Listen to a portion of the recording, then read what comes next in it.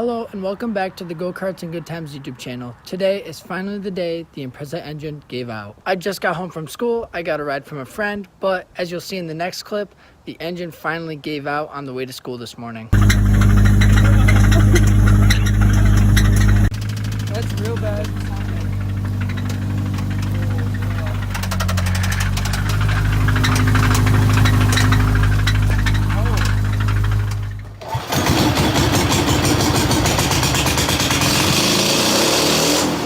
I was in a hurry this morning, so I didn't take any videos of it, but about halfway to school, I noticed it started to feel a little bit weird, and coming away from a stop in the higher RPMs, it started almost bucking and running really poorly.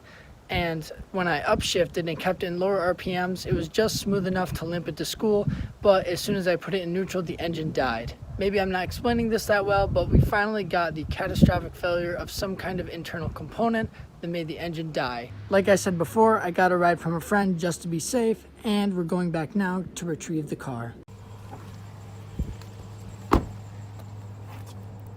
Unfortunately, we're having a hard time finding a place to hook the tow strap, so we'll have to go get a bolt or some kind of hook to thread into the factory one. Bag full of hardware and a couple of bolts acquired, we can finally try and get a tow setup rigged up.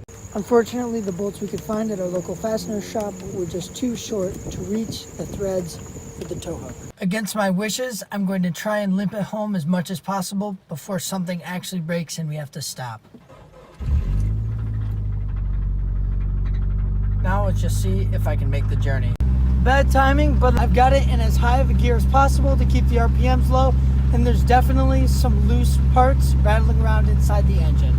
I'll update you when something exciting happens.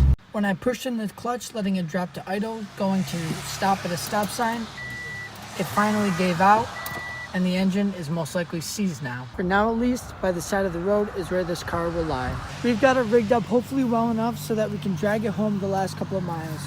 So far this is working pretty well, but we still have to be super careful. Somehow we're still going, and I think we might actually make it. Luckily, we're almost home, being only feet from the end of my driveway.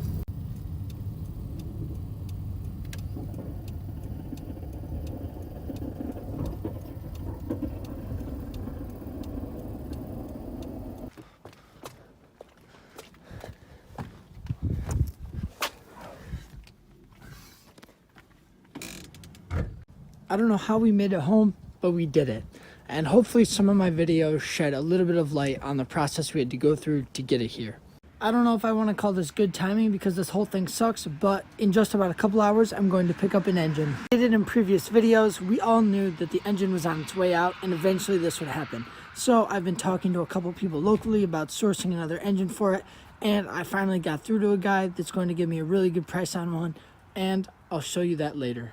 Now it's time to eat and get prepared for a journey to go pick up an engine.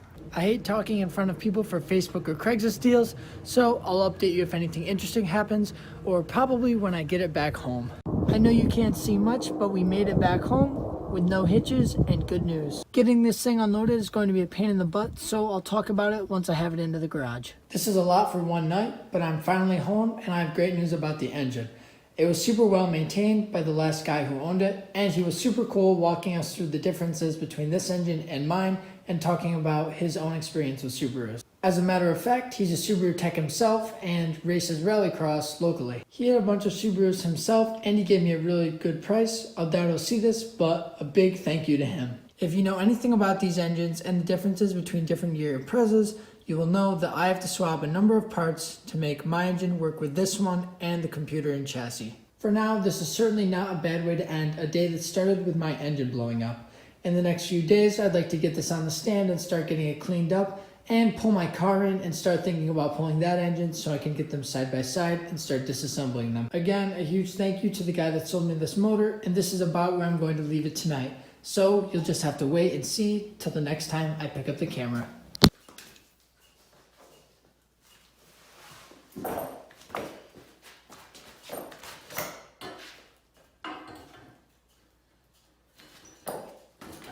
With the engine on its stand, the next logical step is getting the garage cleaned up and some space laid out so that we can begin disassembling it and pulling the bed engine out of the car. We've also got the space a lot cleaner so that we're ready to take on a more in-depth disassembly. Like I said earlier, I want to have both engines sitting in front of me so I know what gaskets I exactly need, and I have to pull the other engine to know if I need a clutch or not.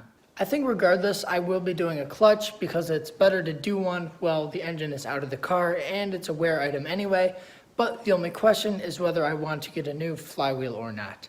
And this is something I really have to take it apart to see whether I need or not. Again, I haven't really had a large chunk of time to sit down and really get working, so we're just biting off little bits of work at a time. Finally, after waiting and waiting and waiting to have the time to get the swap done, it's winter break now, I'm finally back to make some progress. With a workspace clean and the car snow-free and pulled inside, I can finally start actually wrenching on the car. I obviously saw that there were some other videos on this topic, but I want mine to be very structured. While this video will be super short, I think I'm going to end it here so that I can do this, an introduction, a video to pull the engine, a video to swap parts over between the two and get the new to me engine refreshed before I put it in, and a third video for me actually putting the engine back in the car. I think making it structured will be the best option so that the content isn't all jumbled up and random between the different parts of the swap, and you can actually click on a video and expect to see that part of the swap in the video. What that means then is that I will be starting the first of the 3 parts later today and getting the engine torn out of the car. However, that is exactly where I'm ending it. Hopefully you enjoyed, and if you did, I'd appreciate it if you liked, commented, or even subscribed to the channel. And for now, this is me signing off.